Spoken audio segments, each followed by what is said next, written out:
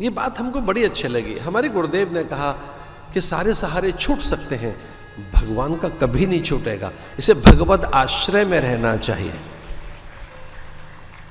आश्रय टूट सकते हैं, छूट सकते हैं, विकृत हो सकते हैं, भगवत आश्रय कभी नहीं छूटता। भगवत आश्रय में रहो। आश्रय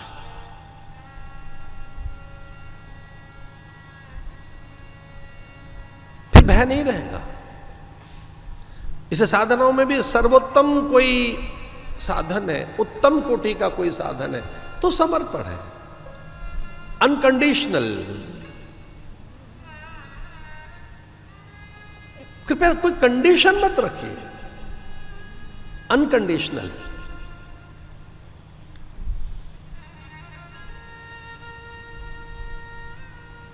मामेकम शरणम ब्रज मय्यर्पित मनोर्बुद्धि मयासक्त मना पार्थ। भगवान बीच बीच में ऐसा टोकते हैं, कह रहे जीव मुझ में आसक्त हो, कहीं और आसक्त होगा तो भटकेगा, दुखी होगा, मुझ में आसक्त हो। मयोर्पित मनोर्बुद्धि, ये मन और बुद्धि का निवेश मुझ में कर। मामेकम शरणम ब्रज, मेरे पास आ, मैं तुझे वो प्रदान करूंगा जिसे तू ढूंढ रहा है। इसे भागवत के इस मंगलाचरण के श्लोक में कितना अद्भुत आश्वासन है। और ऐसा आश्वासन तो बहुत बार दिया है भगवान ने, हम भूल जाते हैं। योगक्षेमम वहाब में हम, कि मैं तेरे योगक्षेम की व्यवस्था करूंगा। जो प्राप्त है उसका रक्षण, जो प्राप्त नहीं है उसकी प्राप्ति के लिए वचन। ये भागवत का प्रथम श्लोक है। इस सृष्टि स्थिति लय, यह जो कुछ भी है ये निरंतर, जब कुछ नहीं था तब भी मैं था, मैं हूं, चूंकि मेरा अभाव नहीं होता है। मैं सत्य की व्याख्या करते हुए एक बात कहना चाहूंगा, उतना ही याद रखना, जिसका कभी अभाव नहीं है उसका नाम सत्य है, जो कभी नहीं मिटता, जो कभी नहीं खोता, जो हर पल है उसका नाम सत्य है। वो नित्य विद्यमान सत्ता है, जगत सत्य नहीं है, ये बदलता रहता है, देह बदलती रहती है, अवस्थाएं बदलती रहती है।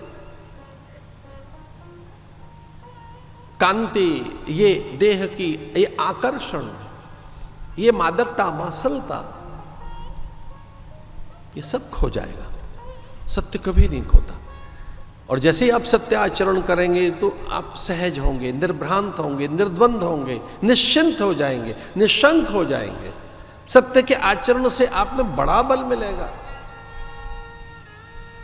लक्ष्मी आपका अनुसरण करने लगेगी। जो लोग ये चाहते हैं कि हमारा बड़ा यश हो, सर्वत्र ख्याति हो, दिग दिगंत में जय हो हमारी, इहलोक और परलोक में हमारी जय जयकार हो, उसके लिए भी शास्त्र बड़ी सुंदर सी बात कहता है, त्यागानुसारणी कीर्ति। इस धरती पर कीर्ति चाहते हो तो त्याग करो, लक्ष्मी चाहते हो तो सत्यान्वेषी बनो। ये अभ्यास की बात है। हमने अभ्यास कर लिया तो ऐसे बन गए हम।